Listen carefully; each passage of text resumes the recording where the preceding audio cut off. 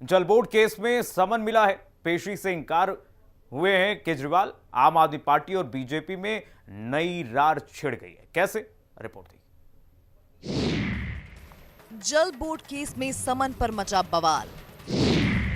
ED के सामने पेश नहीं होंगे केजरीवाल। चुनाव की बेला, ईडी एक्शन पर सियासी झमेला। घोटाला और सियासत, क्या है पूरा खेला? लोकसभा चुनाव की तारीखों का ऐलान हो चुका है और इस बीच आम आदमी पार्टी के संयोजक और दिल्ली के सीएम अरविंद केजरीवाल की मुश्किलें थमने का नाम नहीं ले रही हैं। ईडी उन्हें एक के बाद एक समन भेज रही है और सीएम केजरीवाल हर समन को गैर कानूनी करार देते हुए ईडी के सामने पेश नहीं हो रहे हैं। इतना ही नहीं, बल्कि इस समन को लेकर बीजेपी और आप में जबरदस्त जंग भी छिड़ी हुई है।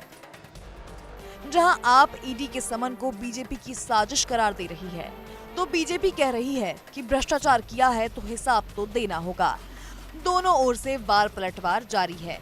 इसमें जीत किसकी होगी ये तो वक्त ही बताएगा। लेकिन इस बीच ईडी ने सीएम अरविंद केजरीवाल को शनिवार की शाम जो जल बोर्ड मामले में समन भेजा था और 18 मार्च को पेश होने को कहा था, उस समन को लेकर भी आपने वही पुराना दाव चला, यानी कि गैर कानूनी।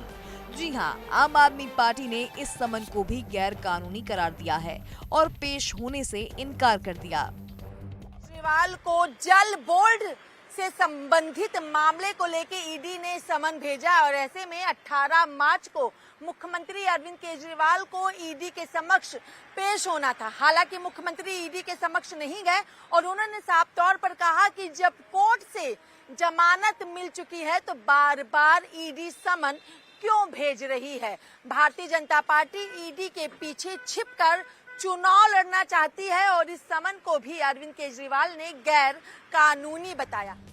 बता दें कि ईडी ने केजरीवाल को दिल्ली जल बोर्ड मामले में धन शोधन निवारण अधिनियम की धारा 50 के तहत समन जारी किया था।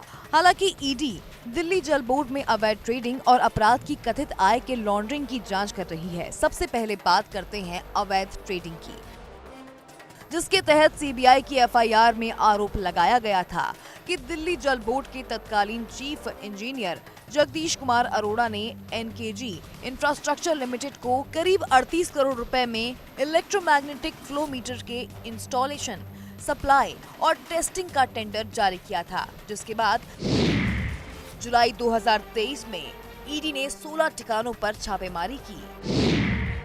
दिल्ली, एनसीआर, केरल और तमिलनाडु में छापेमारी की। जल बोर्ड के अधिकारियों के ठिकानों पर रेड मारी। कुछ निजी संस्थाओं के अधिकारियों के यहाँ भी रेड मारी गई। 24 जुलाई 17 नवंबर 2023 को सर्च ऑपरेशन चलाया गया, जिसमें कई अहम दस्तावेज और सबूत जब्त किए गए। इस दौरान पता चला कि जो काम एनकेजी इंफ्रास्ट्रक्चर लिमिटेड को दिया गया वह उसके लिए टेक्निकल एलिजिबिलिटी को पूरा नहीं करती थी। इतना ही नहीं, बल्कि एनकेजी इंफ्रास्ट्रक्चर ने फर्जी डॉक्यूमेंट्स बनाकर टेंडर हासिल किया है और जगदीश कुमार अरोड़ा को इसकी जानकारी थी। ईडी की जांच में सामने आया। टेंडर मिलने के बाद एनकेजी इंफ्रास्ट्रक्चर ने अनिल कुमार अग्रवाल की कंपनी ट्रूस लिमिटेड को भी भागीदार बनाया। अनिल कुमार अग्रवाल ने इसके बदले जगदीश कुमार अरोड़ा को कैश और बैंक खातों में लगभग 3 करोड़ रुपए दिए। कुछ कैश जगदीश कुमार अरोड़ा के एक करीबी को भी मिला। ईडी इसके अलावा दिल्ली जल बोर्ड के दूसरे मामलों में भी जांच कर रही है। ये दिल्ली जल बोर्ड के बिल पेमेंट में भुगतान का मामला है। जगह जगह ऑटोमेटिक मशीन लगाई जानी थी। मशीन लगाई भी गई और बिल के भुगतान भी हुए। पैसा दिल्ली जल बोर्ड के अकाउंट में जमा नहीं हुआ। जल बोर्ड को करीब 14 करोड़ 41 लाख रुपए का घाटा हुआ। खैर, सीएम केजरीवाल ने ईडी के सामने पेश होने से इनकार कर दिया है, जिसके बाद अब राजनीतिक गलियारों में सियासत की चिंगारी आग के रूप में तब्दील हो गई है। जहां आपने सीएम केजरीवाल को लोकसभा चुनाव में प्रचार करने से रोकने बीजेपी की बैकअप योजना करार दिया, तो वहीं बीजेपी भी आप पर हमलावर नजर आई। देखिए, केंद्र सरकार परेशान है कि मुख्यमंत्री ईडी द्वारा गिरफ्तार नहीं कर पाए। कोर्ट गए, कोर्ट में भी जमानत मिल गई। तो अब इस तरीके के कई मामले मुख्यमंत्री जी के ऊपर थोपने की कोशिश चल रही है। किसी तरीके से चुनाव से पहले अरविंद केजरीवाल को गिरफ्तार करना चाहते हैं। ईडी के सम्मन को बार बार मुख्यमंत्री जी की तरफ से कहा गया कि भाई ये इलीगल है। उनसे सवाल पूछे गए, उन्होंने आज तक उसका जवाब नहीं दिया। उसके बाद ईडी कोर्ट में गई कि नहीं, हमारा जो है सम्मन जो है वो लीगल है, अरविंद केजरीवाल कह रहे हैं इलीगल है। कोर्ट ने उस पर सुनवाई की, अरविंद केजरीवाल जी को जमानत दे दी। कोर्ट में सुनवाई चल रही है। उसके बाद भी इतनी बेचैनी क्यों है बार बार ईडी का सम्मन भेजने के लिए? अब एक नहीं, एक दूसरा भी सम्मन भेज दिया। कोर्ट के अंदर फैसला तो होने दीजिए। हमारा मानना है कि वो इलीगल है, वो कह रहे हैं लीगल है, तो तय कौन करेगा कि लीगल है कि इलीगल है? कोर्ट तय करेगी। कोर्ट का फैसला आने दीजिए। ये पढ़ा लिखा नासमझ है और जनता को बेवकूफ बनाने का काम करता है। आपको जल बोर्ड में ईडी ने बुलाया है और ईडी अपने हिसाब से काम कर रही है। आपको जमानत मिली है दूसरे केस में, खाली वहां पेश ना होने के लिए मिली है, कोर्ट में पेश ना हो फिजिकली, उसके लिए जमानत मिली है।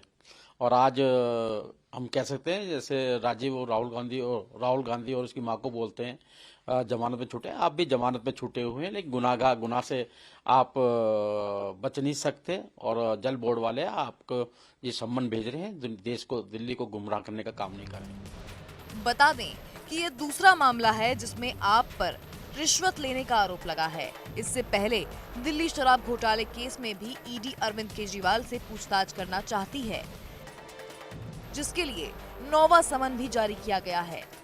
शराब नीति मामलों को लेकर अरविंद केजरीवाल को कई समन भेजे जा चुके हैं।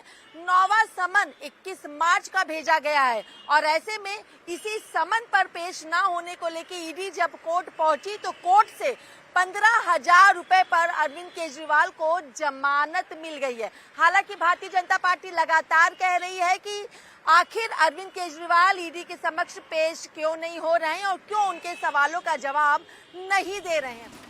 अब देखना होगा कि 9वें समन का केजरीवाल क्या जवाब देते हैं। साथ ही देखना होगा कि इसके बाद अब ईडी क्या कदम उठाती है और इस पूरे मामले का लोकसभा चुनाव पर कितना असर पड़ता है। ब्यूरो रिपोर्ट, हिंदी खबर।